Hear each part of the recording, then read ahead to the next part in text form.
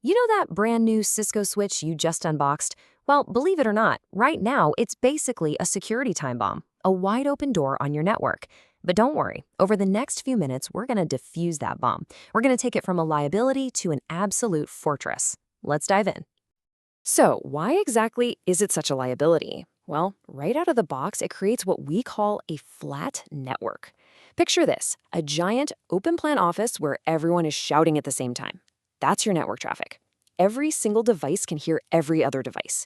A single bad actor can just plug in and listen to everything. It's not just messy, it is a security nightmare just waiting to happen. All right, so our first mission? We're gonna lock the front door. We're essentially putting a bouncer at the entrance of our digital office building to make sure only the right people get in. This is, without a doubt, our most critical first step. And we're going to tackle this in two ways. First, we'll secure the management console, the control room, making sure only authorized admins have the keys. Then, we're going to install a virtual ID scanner on every single physical port, stopping any random device from just plugging in and getting access. Okay, for that control room, we are ditching Telnet. Think of Telnet like sending your password on a postcard for anyone to read. Instead, we're using SSH, which is like putting that password in a sealed, encrypted envelope. To get this set up, we give our switch a unique name, we generate some strong encryption keys, and then we tell it to only listen for those secure SSH connections. No more sending passwords out in the open, ever. Now, for that ID badge scanner at every door, this feature is called Port Security, and it's basically a bouncer for your network. It checks the unique hardware ID, the MAC address, of every single device that tries to connect, and it kicks out anyone who isn't on the approved guest list. And when we do find a trespasser, we've got a few options for how to handle them. We can just quietly drop their traffic, or we can go with the shutdown mode. This one slams the door shut, disables the port, and sends an alert to the admin. It's definitely the most aggressive option, but hey, it's also the most secure. It sends a very clear message: you are not welcome here. And just like that, boom, we've built our first wall. The control room is secure, the front door is locked, the bouncer is on duty, and our network is no longer an easy target for some random person plugging in their laptop. But we are not done yet. See, even with all the authorized people inside, our office is still one huge, noisy room. A problem in one corner can spread like wildfire and disrupt everybody. So it's time to bring some order to this chaos. It's time to divide and conquer. Let's go back to our office analogy. A flat network is that chaotic, open-plan office.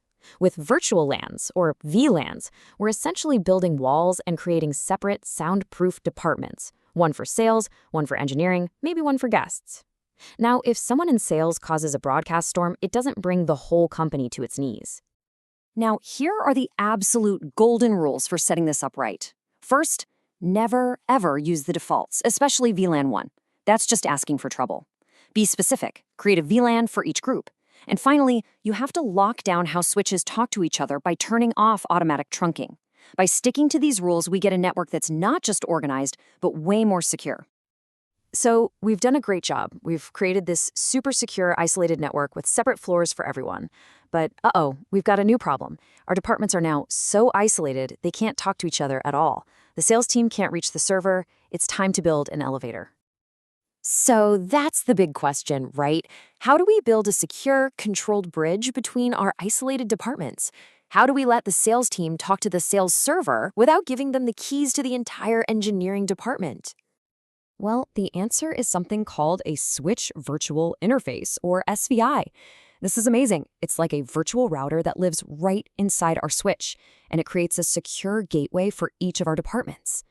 This SVI acts as the single controlled checkpoint for any traffic trying to move between our VLANs. It's the elevator operator, basically. But here's the thing. There is one magic command that brings this entire system to life: IP routing. Seriously, without this command, our virtual router and all those SVIs are just sitting there doing nothing. You flip this one switch and poof, your network comes alive and that elevator starts moving.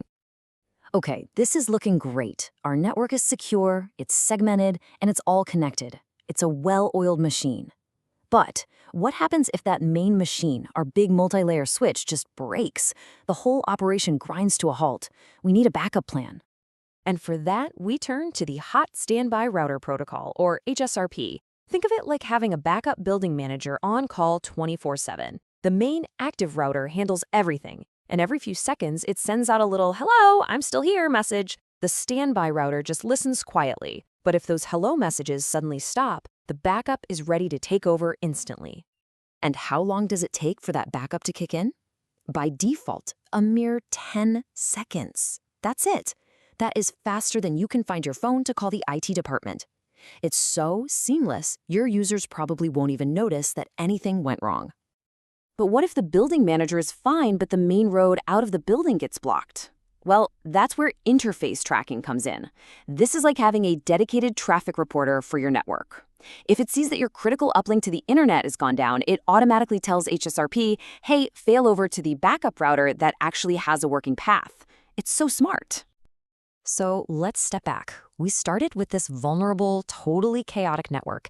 And now we have a secure, segmented, and resilient fortress. So let's just do a quick recap of the 4 pillars that are holding this whole thing together.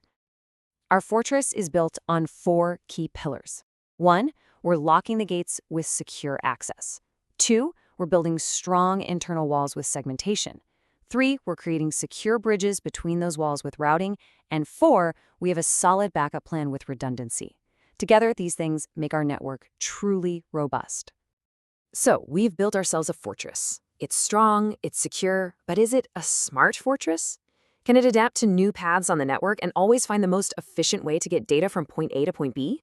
To answer that, well, we'd have to dive into the world of routing protocols. But that, my friends, is a story for another time.